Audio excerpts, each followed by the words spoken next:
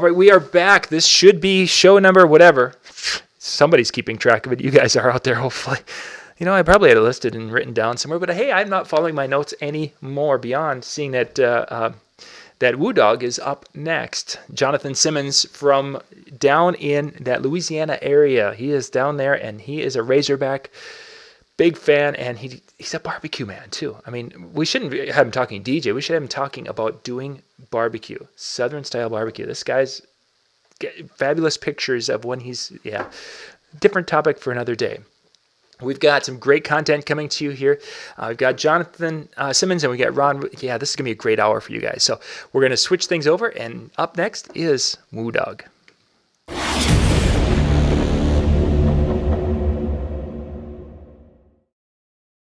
What's up, guys? My name is John Simmons, owner of Crown Entertainment right here in the heart of Arkansas, right outside of Little Rock. Little small town called Cabot is where I'm from. What I'm going to do is tell you 5 things that I wish I knew when I was starting my DJ business. If you are a mobile DJ looking to drive revenue back to your business faster, I would recommend all of the things I'm going to talk about in this video. So, like I said, my video is 5 things that I wish I knew when I first started. Number 1, when I first started, I wanted the biggest and best of everything. I went out and racked up a whole lot of debt really, really fast, really trying to impress other DJs. It was stuff that I wasn't ready for. I didn't know how to sell. You don't have to go out and spend a crap ton of money and have the best of everything to have a really great DJ setup. There's a lot of affordable options out there when it comes to speakers and controllers and lights and things of that nature, because at the end of the day, I found that I was just getting new stuff to post on Facebook and impress my friends, when at the end of the day, I wasn't really diving into my market and finding out what my client really wanted, or potential clients really want. Now there's a grand scheme of a lot of things that I offer, and everything sells. Everything's not for everybody, but things just don't sit and collect dust and depreciate in value because every day something new is coming out. You have to keep that into effect too. There are great things that come to the marketplace, but a lot of times it's just reiteration on older items. So that's number 1. You don't have to go out and spend a lot of money to have a nice setup. Think methodically and make sure your purchase is something that you can sell in your marketplace. Number 2 is always try to better yourself as entertainer, performer, businessman, whatever. I would say you always want to continue your education, whether it be with DJ related topics or the more tech side of things, or MC skills, or business skills. There is a ton of things out there's a ton of resource out there, including videos like these on YouTube. John Young with the Disc Jockey News does a great job on trying to keep DJs educated. I know Tuesday nights with Ben Stowe, or Wednesday night with Ben Stowe, one of those nights, Ben Stowe, he's a pillar in the mobile DJ community with a wealth of knowledge, and this stuff doesn't cost you anything.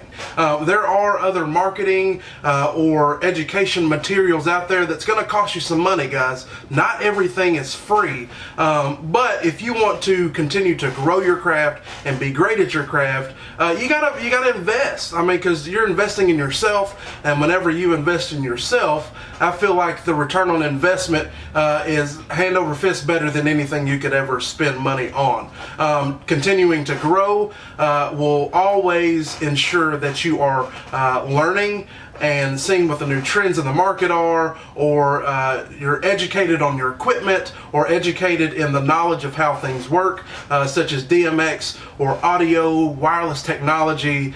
There's always something you can learn. So number 2, always try to continue your education.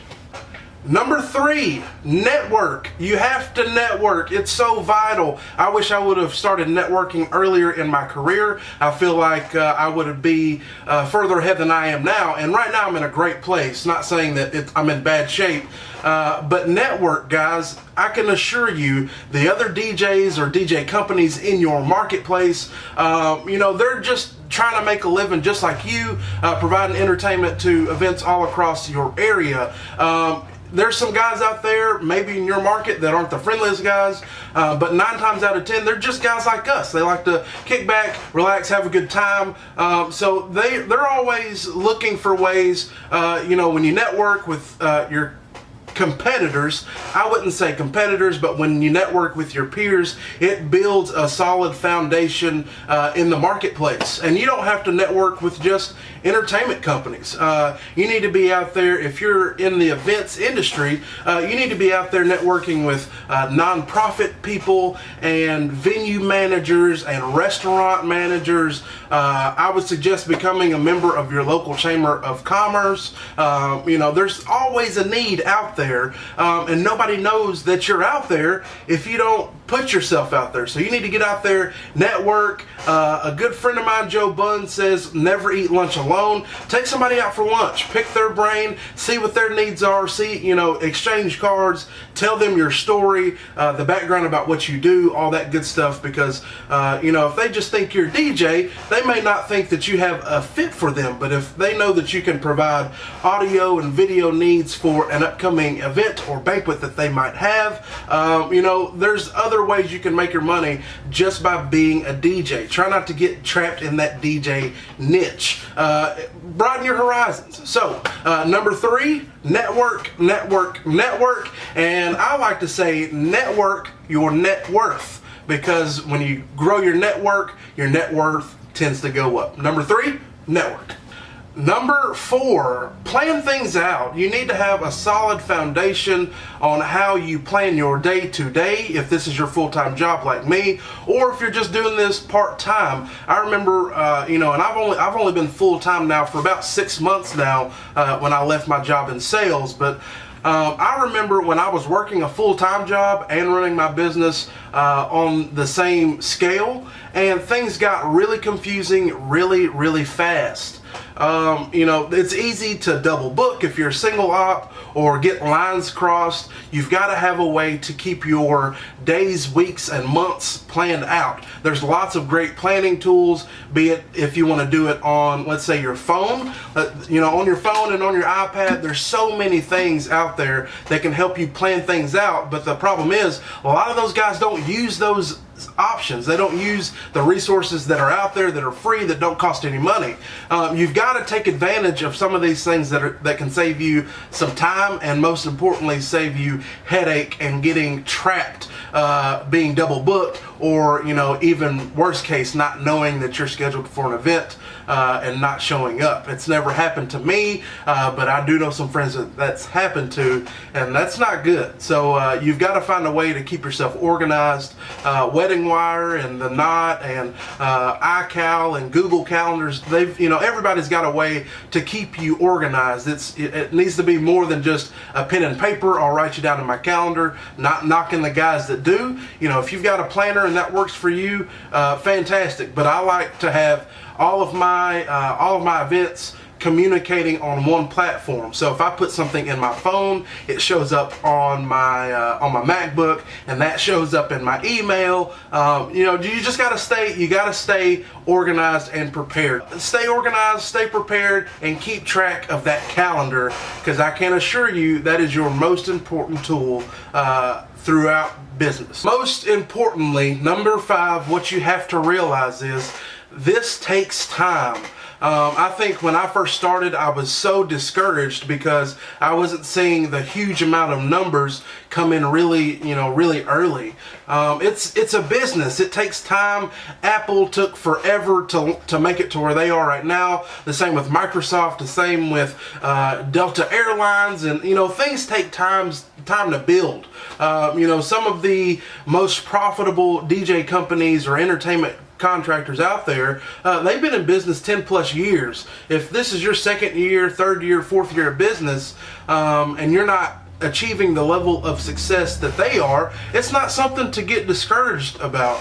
You've got to be patient. You've got to put out a quality product that will last forever. You know, those referrals and, you know, those things take time to build up. Once you do one wedding, you get 2 referrals off of it. 2 referrals leads to 2 more. 2 more leads to 4 more. 4 more leads to 6 more. You know, and that's just how it works. You're not going to get every gig, but if you're putting out a great product, I can guarantee you that it will come. You just have to be patient. All right, guys, so that's it. 5 things that I wish I would have known when I first started getting into DJing and building my business. I hope that I have helped you in any way possible. My name is John Simmons with Crown Entertainment. I'm going to leave all of my contact information down below. If you've got any questions on any of the things we talked about tonight, reach out to me. My phone is available anytime, any place, anywhere. So until next time, they call me DJ Woo Pig. Have a good night, guys. Later.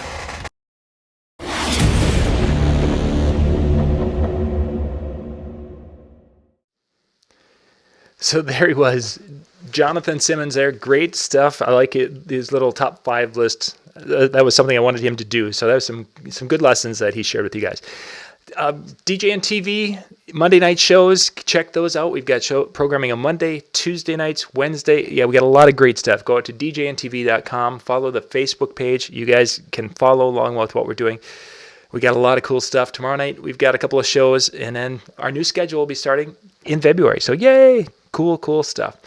We have got a little over the halfway point, and more great stuff coming to you guys. Just a wonderful evening. So sponsors, make sure you show the sponsors some love. There's links on our websites, links below our videos. Whenever you get a chance, please show them some love and say, hey, thanks for supporting DJ and TV, because without them, these things would not be happening. And of course, that's a big part of what we are and what we do. So we've got Ruth up next, gang. So we'll be back with him in just a moment.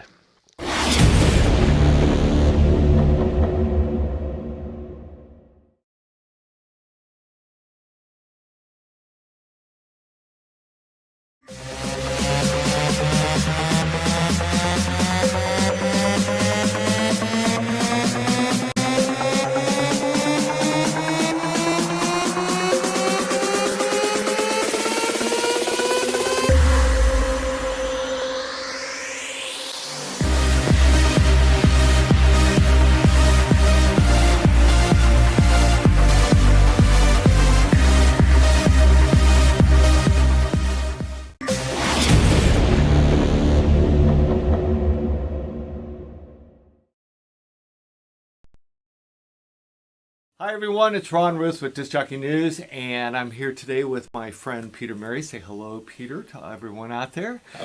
Peter and I are going to spend the next few minutes telling you about personalized recordings. We've had my understanding that Disc Jockey News has received a number of email inquiries asking about the why, when, where, and how of personalized recordings. And I don't know about you, Peter, but one of my favorite things is doing personalized recordings. I think I've been doing them for about 10 years, and be honest, I think I learned from you. How long have you been doing? I actually did my first one kind of by accident. And I think I did it back in like 96, 97. Wow. The mother of the bride came back from the other room with a tape cassette to help me figure out what the bride wanted for the father-daughter dance. Right. The bride wasn't there yet, but the bride had recorded a tape cassette, and on it she left a message for her dad saying this song reminded her of her dad, and she wanted him to hear it, and hopefully he likes it. And it just had this really beautiful message from daughter to dad on the cassette. And I'm like, can I have that? Well, that sort of answers the why question of why would you want to do personalized recordings? Because obviously the word personalized kind of says it all. Because as DJs, we're always looking for ways of adding personal touches to a wedding reception or a wedding celebration. And one of the greatest, easiest ways perhaps to do that is through personalized recording, because there's just something emotionally engaging about hearing a bride and groom's voice being played either through during a love story or maybe during a first dance or a dance with their parents, kind of like what you were just talking about a few moments ago.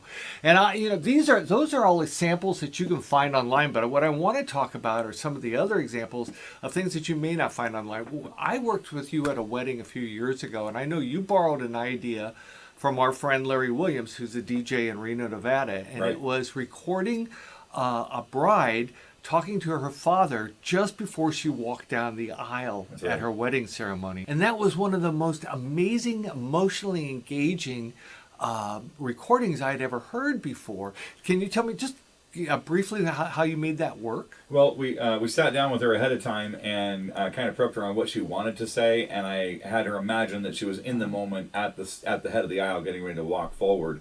And then I did several takes and had her record until it really sounded natural. Once I got a good quality recording that I felt was natural enough, then I told her that she'd done what she needed to. Now it was my job to have that ready, and because it was an issue of playing background music and then playing a vocal clip, I couldn't mix them ahead of time. Right. I had to wait till she got to a certain staging point, then dip the volume on the music a little bit and play the voiceover clip over the top of it.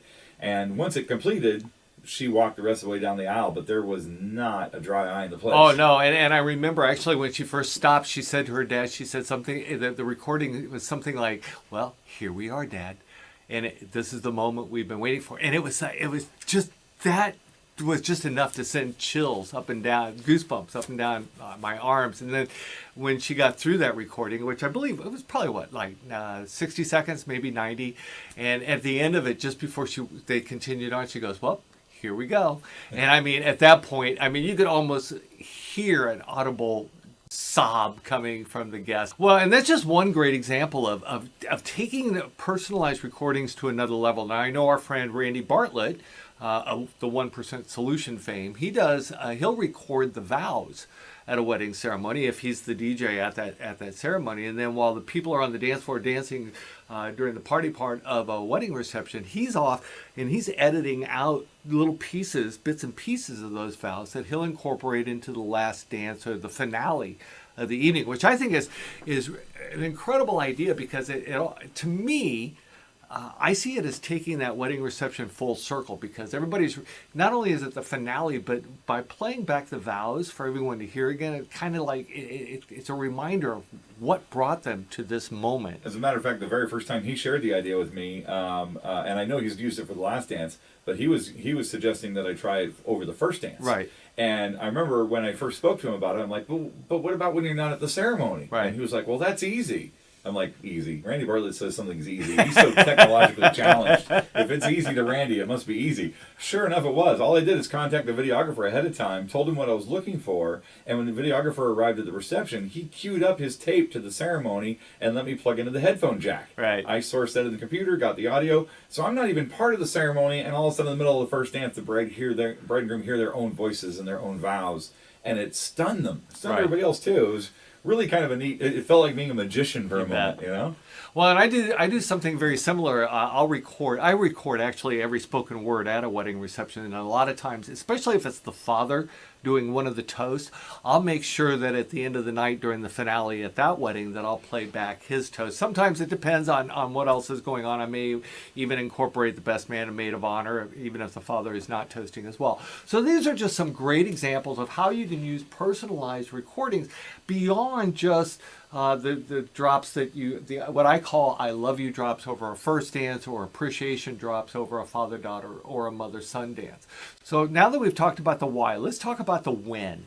When is the best time for a DJ to sit down with a bride and groom and get those drops? It usually works best in the second planning meeting because we can use the first planning meeting to kind of explore the idea and their receptiveness to it. And then when they come to the second meeting, they're a little bit more prepared to actually do that.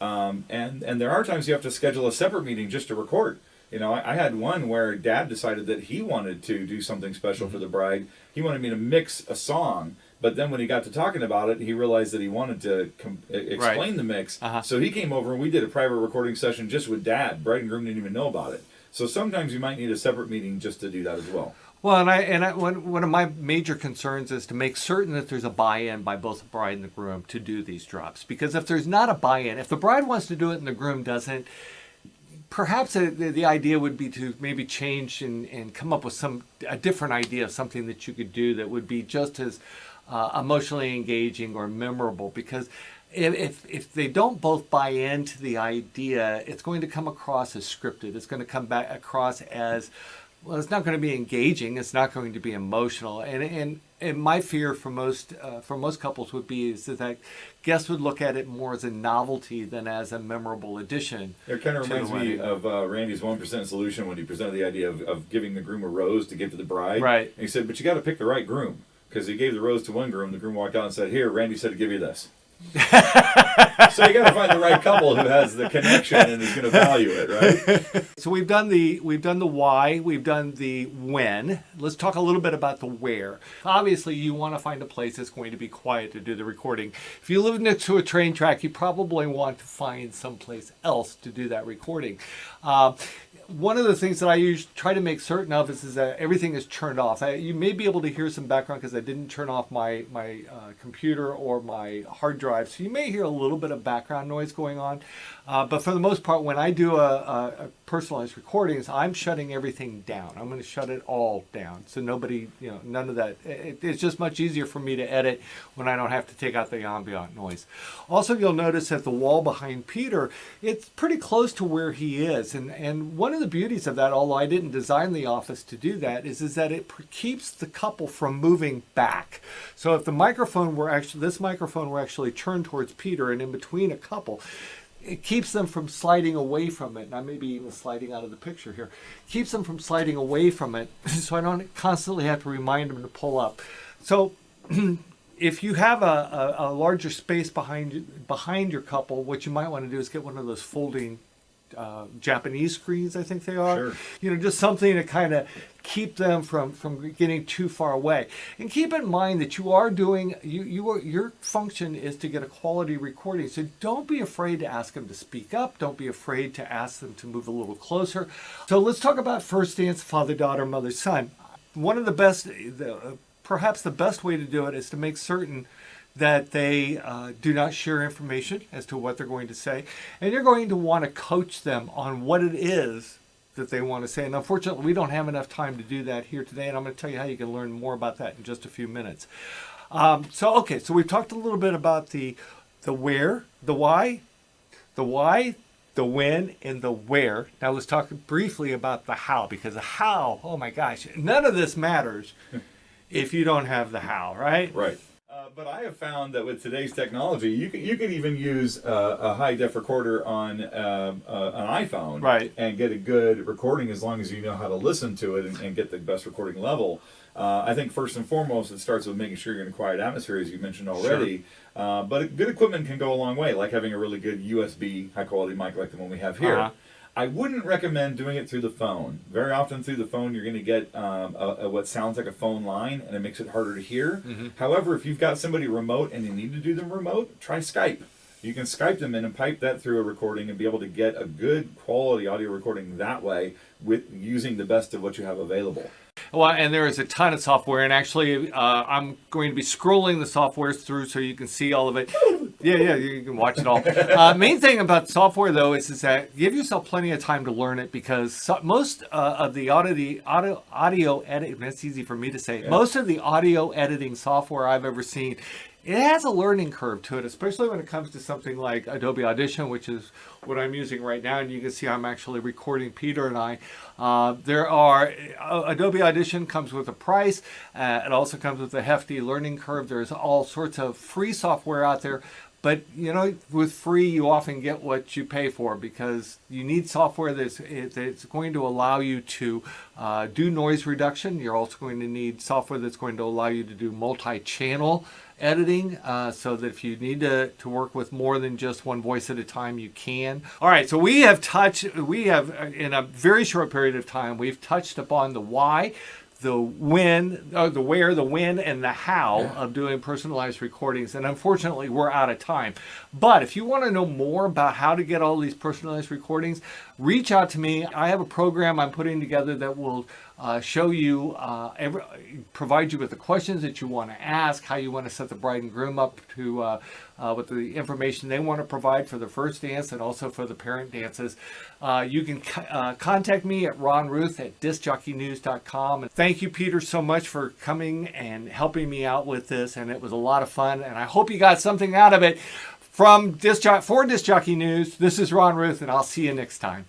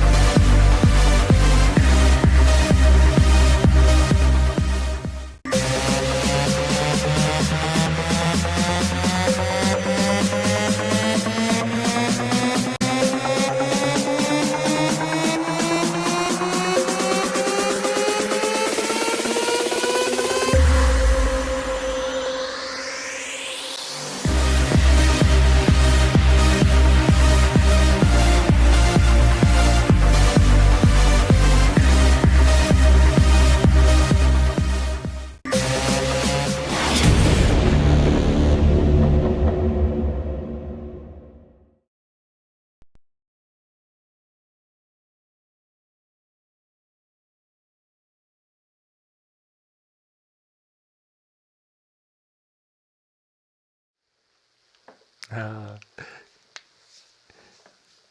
cool. Well, let me get you right back to you, Rob. Here, we're live. We're back again. Sorry about we've got a lot of things going here, trying to make sure everything works and works well, and getting you guys a good show experience today.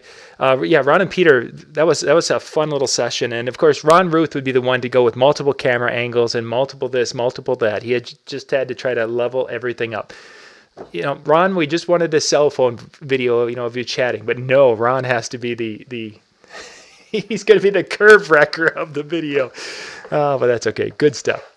Thank you guys for joining us and being with us tonight. We are doing a lot of shows today. They're all, the links and such for these videos are out at djntv.com/mini-sessions. You can go out there, check those out. We've got, goodness gracious, we have another 5.5 hours of, am I doing my math? No. Yes, 5.5 hours. Goodness gracious. So we've got a long way to go here, and I'm going to be calling for Domino's Pizza soon because, well, I haven't left this room. It's been here to make sure we have everything flowing well for you guys. We've got 2 more segments we're going to be doing in this video block, and then we'll be going to the next one. So hopefully everyone has been enjoying themselves, having a good time with it, because we've got a lot of great information already out there and more to come. So we're going to jump. I think I've got everything set up and such. So I think we're going to jump to Rob here in just a couple of seconds.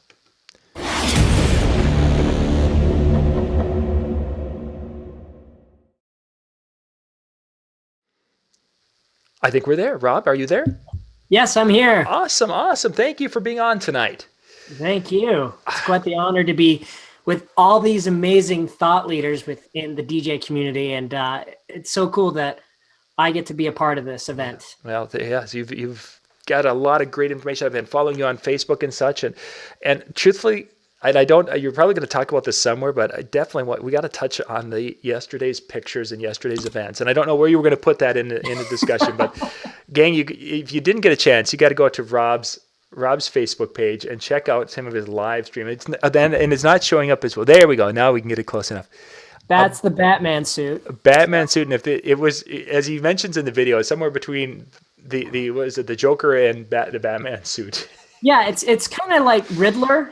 There we go. And then you got the bat on it, and so it's kind of Batman Riddler hybrid, but it's more of a Halloween suit. But I made it work for the superhero Saturday event I did. It was pretty awesome. There's no question about that. So, what did you want to talk about? What we're going to hit on tonight?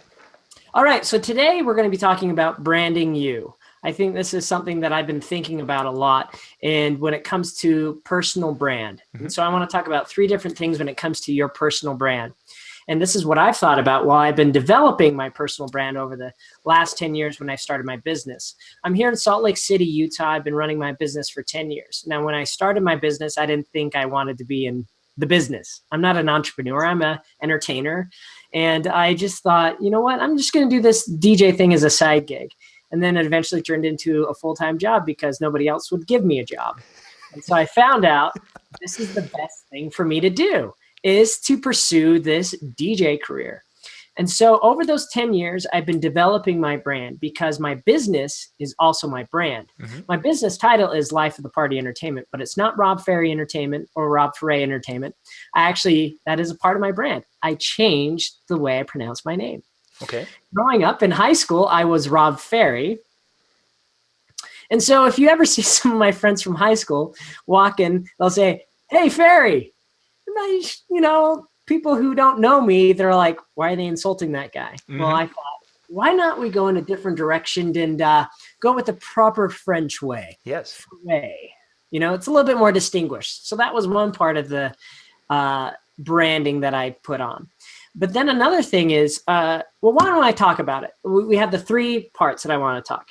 So the first is your stage presence. So that's all your gigs, when you're on stage, when you're presenting, when you're at a consultation, that's when you're on stage. Your second brand is your online. We all know what that is. Yes. Facebook, Instagram, Pinterest, if you use it.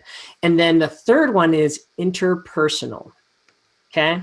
So let's go first with your brand as you are on stage. So when you're on stage, you're at a gig, you're the master of ceremonies for a wedding, or you're presenting to a group of DJs or event professionals, or you're doing a bar mitzvah.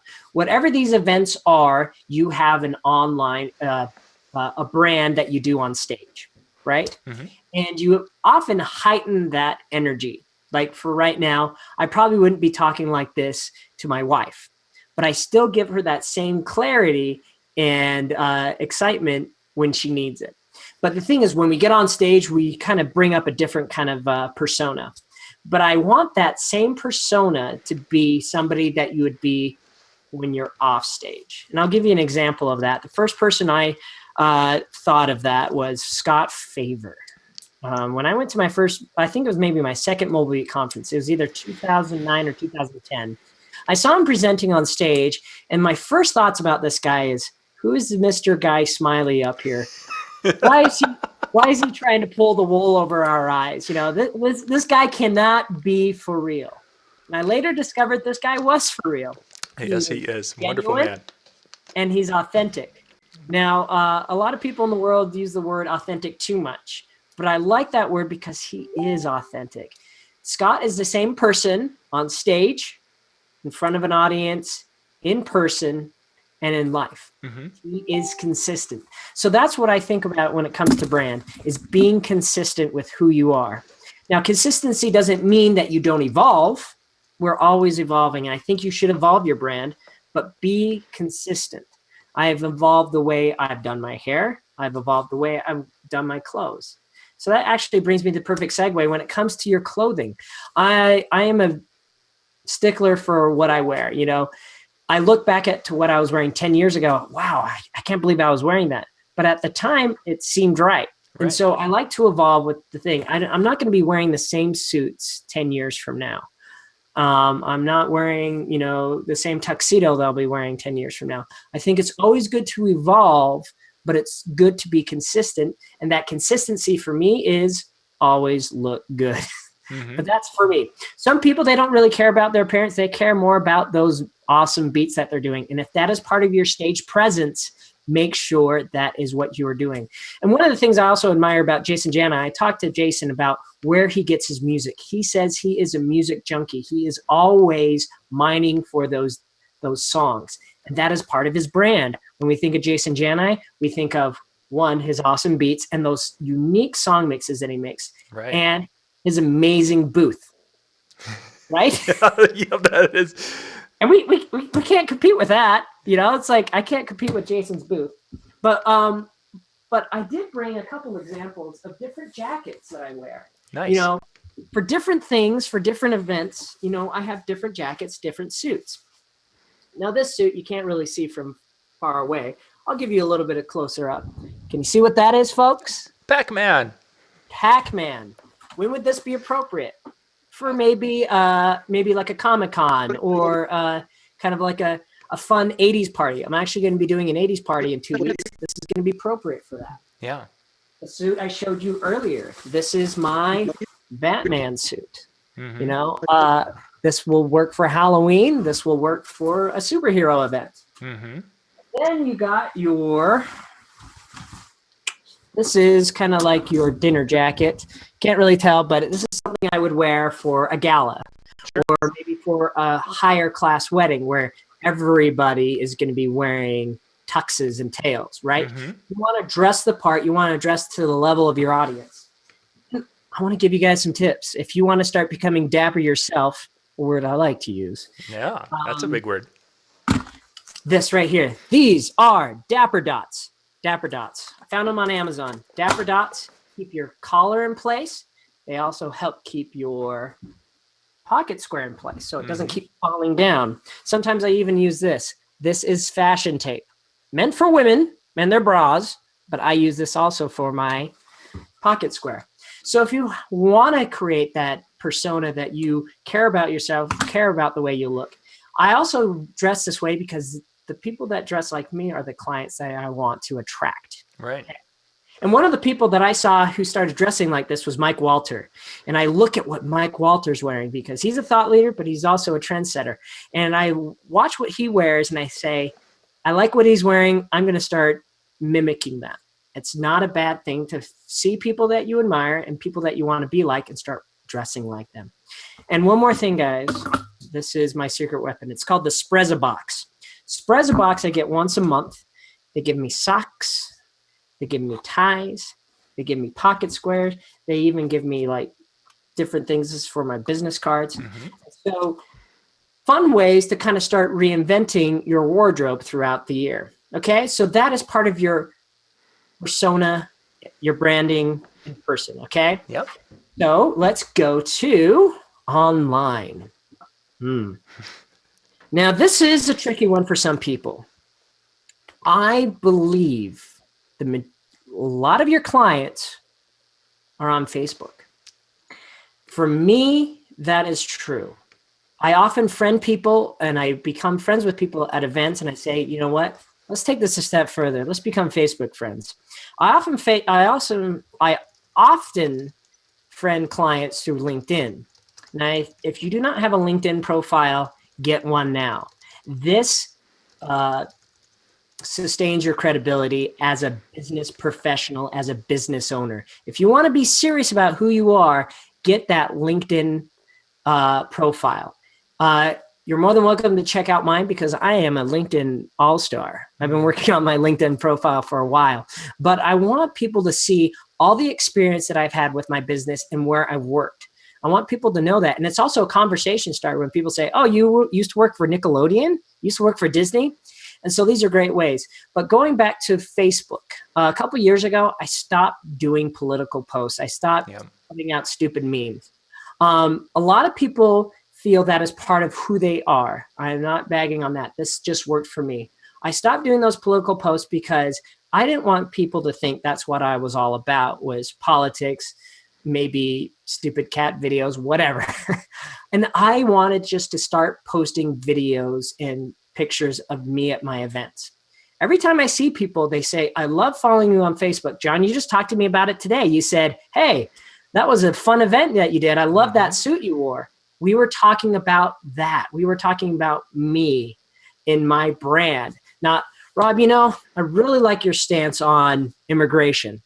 We didn't go there because it doesn't matter, right? And last year when I went to Mobile Beat, all the conversations were, Rob, I love what you're doing. You're so much fun. There's this, there's that. I love the energy you give. And that is on purpose. I do that online persona. So think about that. And here's another thing is, my Facebook profile is what I want people to think of me as an MC. I want people to think of me as, I'm pulling it up. Here we go. View profile picture. That's it. I want people to hire this guy. If your profile picture is your favorite sports team right now or your cat, maybe think about changing it. Because you are your brand. We want people to hire you. And don't be ashamed of who you are, because the product that you are doing at your events, guess what, is you. It's the outcomes are people dancing on the dance floor, your amazing speakers, your amazing light show. That's all part of your product, but you are the person that's going to deliver it. And if they know who you are, that's what's going to be the best thing to sell you. And then the last thing was interpersonal. Now, back to Scott Favor. He's the same person on stage that he's off stage. He is a great person. And so he is very genuine. And when I am talking to him one-on-one, he still brings that same fun energy. He doesn't turn it off or turn it on. He's the same person. Once again, consistency. I also think you should do that for your clients when you see them outside of an event, when you do that for your other fellow vendors. People often like to refer me and hire me because I'm the same person that they see on stage and then they see it at a networking event. Right. Interpersonal relationships are amazing. So make sure that is part of your brand. All right. Are we done here? No, I'm following you. We're good. We've got to. Okay. I just want to make sure. I just want to make sure that my time is not up. How many? Oh, we're good. We can go a little bit over here because we're tweaking some things on our timing, so we're good. Sounds good. All right. So those are the main things that I really wanted to go over because the branding is all about who you are. And and I had a little fun here. You could see my office here. I make this a part of my brand also. Mhm. I used to work for Disney. You can see Mickey Mouse right back there. I used to work on the Jungle Cruise. I own that. These are fun things. I even have my plaque up there for when I was featured in the Mobile Beat magazine. And this is all part of my brand. My business is Life of the Party, but when you think of Life of the Party, you think of the owner, Rob Ferre. Yeah. And the thing is, I actually have 3 websites, which are different hats that I wear, but still all part of the same brand. I have robferre.com, which is my corporate and speaking and MC website. Okay. So when I want clients to go there to hire me as an MC or a speaker, that's where I send them. I want to make sure they're separate so people don't get confused. And then I have DJ Rob Utah, which is my kids and family events. Okay. So whenever I do high school, I don't do high school, sorry. I'll leave that to Arnaldo. But I do a lot of middle school and elementary school dances and reward assemblies. And so when I want people to see what I do there, I want them to go to that website. I don't want them to kind of be confused like, oh, he is just a kid's DJ. I have different hats that I wear. And because I'm full-time, I'm able to take those different things, do things for schools, do things for corporate, do things for weddings. And I'm doing all 3 of those next week. And so it's great to be able, when you become a full-time DJ, you can diversify. You can go into games. You can, go into bar mitzvahs. You can go into weddings. However you want to diversify your portfolio. But once again, it's all part of your brand. And I want to go back to a story my wife pointed out to me today. We went to church this morning, and as I was sitting, as church was getting ready, there were some kids walking by, and there were these 2 boys just staring at me, smiling, and I have no idea why. And one of them comes up to me, and he goes, "You're DJ Rob, aren't you?" And I'm like, "Yeah." And he's like, "You came to my school?" And I was like, "Yeah." "You go to Compton?" He's like, "Yeah." Yep. So we engaged in this fun conversation. I don't know if you've ever met a hero of yours, John, and when you introduced yourself and you got really excited, they were a stinker. They weren't who you thought they were. Yep. They were a different person on stage than they were in person. And how disappointing is that? Hugely. It's a huge disappointment. And so you want to be that person to people. You may not know it. You have some fans out there, people that like you and look up to you. They may be 8-year-old boys, but they may be fans of yours. And so keeping that brand consistent. You never know, that 8-year-old boy, maybe in, let's say, 13 years, calls you up and wants to DJ their wedding. Yep. Same thing happened with this kid I'm working with in 2 weeks. I DJ'd his high school dance about 8 years ago. He's getting married. He scoured the internet looking for me. Who is that guy that DJ'd my high school dance? Wow. And now I'm DJing his wedding 8 years later. And he looked for me on purpose because of the personality that I gave, the music that I did, how I interacted with the audience. He wanted that. And it's such an honor because it comes back around. So make sure you keep your brand consistent, but please evolve with the time. We always evolve our lights. We always evolve our speakers. Why don't we evolve the way we dress? We do our hair. For those of you who are bald. Sorry about that. Just a different lacquer on your head. I don't know. But, be consistent, but learn how to evolve and become, what people expect of you. How's that? Good stuff. Good? No, that was very good. Very, very good. Okay. Good indeed. One question I did have is you have the 3 different sites for your 3 different areas. Did you have one site that basically covered all the different areas at one time, and then you decided to break them out so you could make them more specific to the audience? Yeah. My original business, Life of the Party, covered it all. But I realized there were times where I was getting corporate clients going onto our website and saying, "Oh, they're just wedding DJs." And so I needed to diversify. Also, I didn't want people going on there, I don't want a kid's DJ DJing my wedding. He's going to make everybody do the chicken dance. They don't know that unless I tell them. I say, no, that's completely different. But sometimes people may look at that and say, "Oh, I just know Rob is a kid's DJ." And so it's taken years for me to kind of build up those 3 different websites, but it was intentional. I know some people think that's kind of like muddying up their message or whatever. But for me, I want to send them in the right direction, say, hey, I want to hire you as an MC for our gala. Go to robferre.com. Oh, we're looking just to do a party, life at the party. Oh, and so you get it. Or we want to do a kid's birthday party. Well, I'm going to send them to DJ Rob Utah. They also have different price points on there, Sure. And so I want to make sure that they are kind of going towards the right price point, because what I charge for kids events is a lot lower. But if somebody sees that and they say, oh, $250 on a Friday night, I'm in. No, $250 is for an assembly at a school, and that's different than the other thing. So I want to make sure that they are separate, but they all kind of point back to the same business entity, which is Life and Party. Yeah. Yeah. Good stuff. Good stuff. Thank you. Rob, if people want to get in touch, what's the best way for them to? So a couple of different things. You can follow me on Facebook at Rob Ferre. I also have Rob Ferre, the Entertainer, which is just my Facebook page that you can like me. I don't really have any products. I don't have any books or anything that I'm selling, but what I like to do is speak. I'm part of the National Speakers Association, which I just brought a part of my brand. If you know people like Alan Berg, he is part of the National Speakers Association. Mitch Taylor, Speakers Association. And these are people, Vicky Musney, she's part of it also. And so I'm part of that. But if you want to also be a part of my forum, I have a forum that is dedicated to kids and family events. So just go to Facebook and look up Kid and Family Events DJ Forum. I believe that's it. And if you don't know what it is, just ask me on Facebook. I'm also presenting at Mobile Beat this year. I'm really excited about that. That's called 5 Dysfunctions of a DJ. So we're going to go over the 5 dysfunctions that I've had over the last 10 years and figured out how to do it. So you can also see me at Mobile Beat. I'm all about collecting people and getting selfies. If you friend me on Facebook and I don't know you, I may not add you right away, but introduce myself. I always like to know people who I'm adding. I would agree. So send me a message. Don't just say, hey, be my friend. Send me a message. Say, hey, I saw you on DJ News TV or whatever.